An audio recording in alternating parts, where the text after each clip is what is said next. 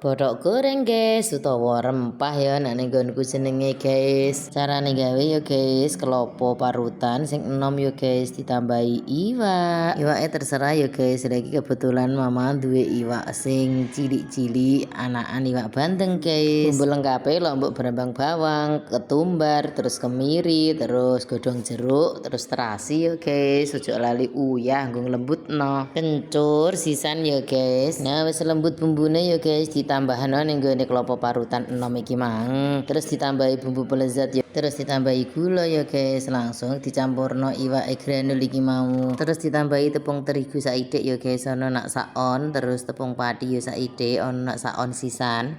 Dicampuri tepung saidik-saidik ngene iki ya guys ben ora kempyar nak digoreng. Terus diimbok-indok siji guys.